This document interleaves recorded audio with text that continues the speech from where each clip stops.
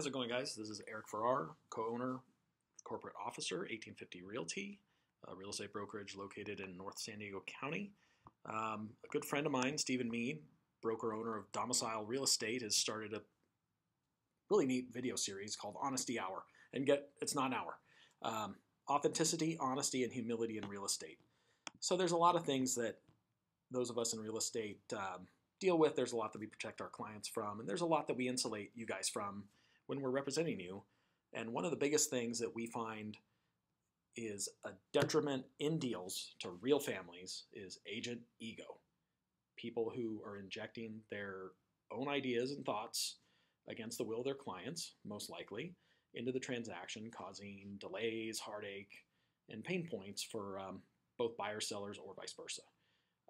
We've worked with a lot of really, really smart and very wealthy folks, and not a single person has ever, no matter how much education or their background, has ever gone through and needled the contract to say, you know what, the buyer's not performing to 11.3 in the RPA, and this is how I'm going to do it, blah, blah, blah. You know, people that are motivated, our buyers say, you know, I want that house. I want to do reasonably what it takes to get it.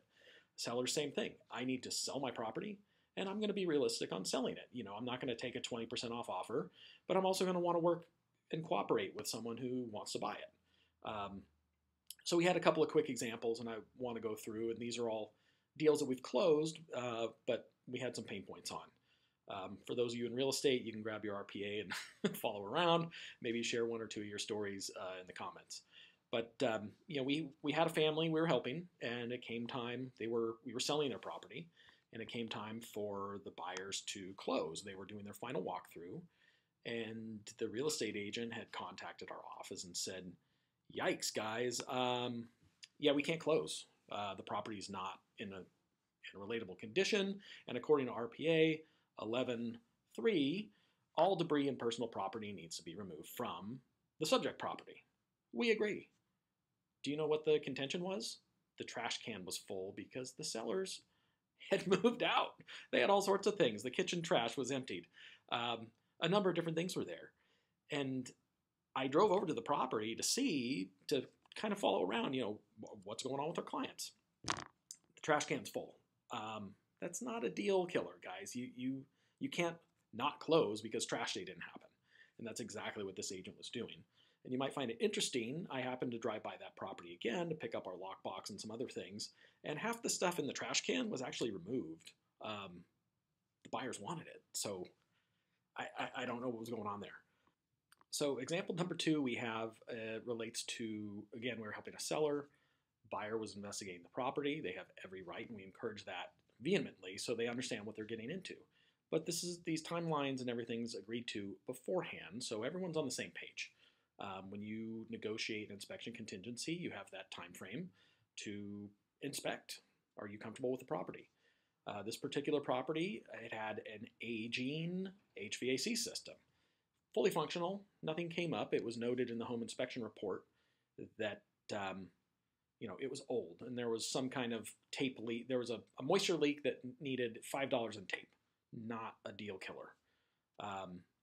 So this was a larger group that operates a little different, and they did not have their licensed agents going out to the property to meet these service providers. So they wanted an estimate for full HVAC replacement, and our client was the one that met them. They let the person in, and the guy asked, the HVAC technician said, "Why am I here?" And the seller said, "Well, your client wanted an estimate for these things. Here's what I have, the inspection report." So the gentleman puts together an estimate. It's like $800 for a couple of different things, totally within the realm of something our seller would consider. And that goes back to the buyer, who didn't have any representation there for their own investigation. And at this point, the inspection contingency period was running due. They had lagged on getting an inspection time, so they wanted some secondary inspections, and we do that all the time for our clients. So they have a cost basis to start with. So we start getting responses back. Well, you know, 14AB5 says we have access to the property, blah, blah, blah. Well, it does. And that time frame had expired. And, you know, our seller, wanting to keep the deal together, was going to allow a third person to come out and inspect the property at her inconvenience. She really wanted to sell the property, and we had to make mention to the agent, look, if this was this important to your client, why aren't you at the property? This is part of your representation. There was no answer to that, and ultimately they got a minor credit to address some of the little things that were in need of remediation, and they got fixed. So there's my example number 2. Example number 3, we're representing another listing client. This was a government entity. And a frequent thing that folks ask for, and it's important to do when you're a buyer, is to ask for a loss history report for insurance claims, whether that's given through the owner's carrier or through a Clue report, which is a LexisNexis product called a Comprehensive Loss Underwriting Exchange, which is more or less tracking the individual who has the insurance policy, how many claims they have, and then what claims have there been made by that person on that property. We get them all the time. It's a $20 fee these days. It's not a big deal. If someone wants it, we get it. We get them from insurance carriers all the time. Not a problem. You need to have this stuff.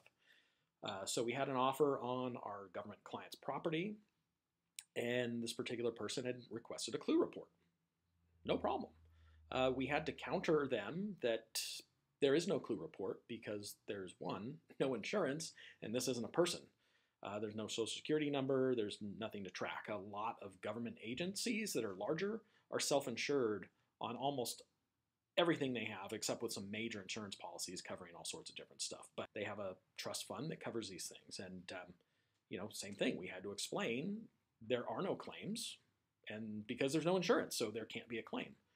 And this particular buyer could not understand what was going on. And I should clarify, this particular buyer was a broker representing themselves, and we got the traditional, well, I've been in the business 20 years. You don't know what you're doing.